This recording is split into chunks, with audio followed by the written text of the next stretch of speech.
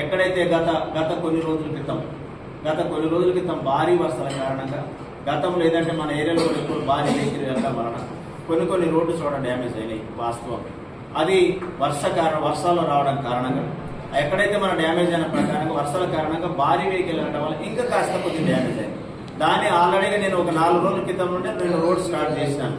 అదేవిధంగా ఏదైతే మందలపల్లి నుండి పాల్వాస్ వరకు ఉన్నటువంటి రోడ్డుని నేను హ్యామ్ రోడ్డు ద్వారా శాంక్షన్ చేసుకున్నాను.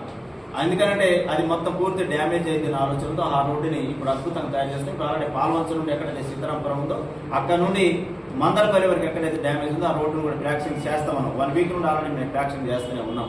వర్షాల కారణంగా 1 or 3 days మన గ్యాప్ వచ్చింది కాబట్టి దీని మీద మరి చేస్తూ ఉన్నారు. ప్రతిపక్షాలు ఎక్కడ రోడ్డు పోసారా ఏందని అడుగుతూ ఉన్నారు. అంటే నేను కూడా మీ ఉన్న తాటిసుబ్బన్నగూడెంలో మీ టైంలో తీసుకొచ్చిన రోడ్డు మీరు శాంక్షన్ చేసిండ్రు కానీ మీరే కోయించలేకపోయారు. నేను కోసిన మీకు ఏదైతే ముద్దులగూడెం నుండి ముద్దులగూడెం నేను కోసిన మీ ఇంటి పక్కన నుండి వెళ్తున్నటువంటి తాటిసుబ్బన్నగూడెం వెళ్తున్నటువంటి రోడ్డు ఎక్కడైతే ఉందో ఆ రోడ్డు నేను కోసిన మీటర్ తీసుకొచ్చారు కానీ మీరు పోయలేకపోయారు. నేను కోసిన కదా ఎక్కడ పోసినారని మీరు నన్ను ప్రశ్నిస్తా ఉన్నారు.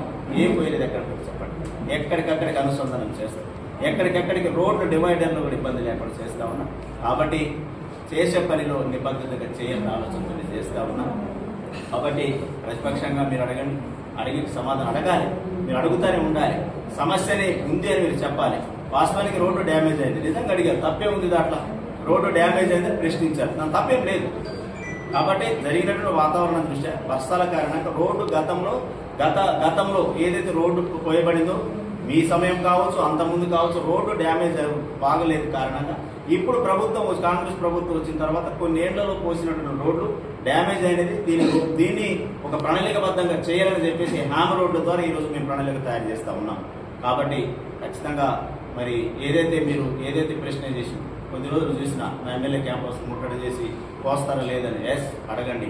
అడగడం తప్పేం లేదు. ప్రతిపక్షంగా మీరు అడగాల, మేము చేస్తూనే ఉంటాం. తప్పేం లేదు. కాబట్టి మేము చాలా ప్రణాళికబద్ధంగా తయారు చేస్తా ఉన్నాం. అద్భుతంగా ఈ నియోజకవర్గాన్ని గతంలో కంటే కూడా చాలా అద్భుతంగా చేస్తా ఉన్నాం. ఒక్కసారి మారుమూల గిరిజన ప్రాంతాలకు వెళ్ళండి, విద్యా విధానం ఎలా ఉందో కనిపిస్తుంది. మారుమూల గిరిజన ప్రాంతాలకు వెళ్ళండి, రోడ్ల పరిస్థితి ఎలా ఉందో చూస్తారు. గిరిజన ప్రాంతాల మారుమూల ప్రాంతానికి వెళ్ళండి, ఎక్కడ కొత్త పైప్ లైన్ కానీ కొత్త పోలు లేకున్నా కూడా ఈరోజు కరెంటు పోలు దాన్ని కనెక్టివిటీ చేస్తున్నాం.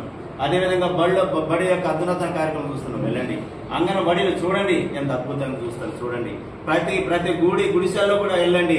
ఇందిరా మిల్లు ప్రతి ఊర్లో వెలిసిందో లేదో చూడండి. అదేవిధంగా రేషన్ కార్డు లేదని ఆ రోజు 10 ఏళ్ళు ఇబ్బంది పడ్డారు. ఈ రోజు గ్రామాలకు వెళ్ళండి, రేషన్ కార్డు ఇచ్చేలా చూస్తారు. చరిత్ర సృష్టించినోడు ఇప్పుడు ఆ చరిత్రని తిరగరాయబోతున్నాడు. అబద్ధాల గోడల్ని బద్దలు కొట్టి నిజాలను రాగా మీ ముందుంచబోతున్నాడు.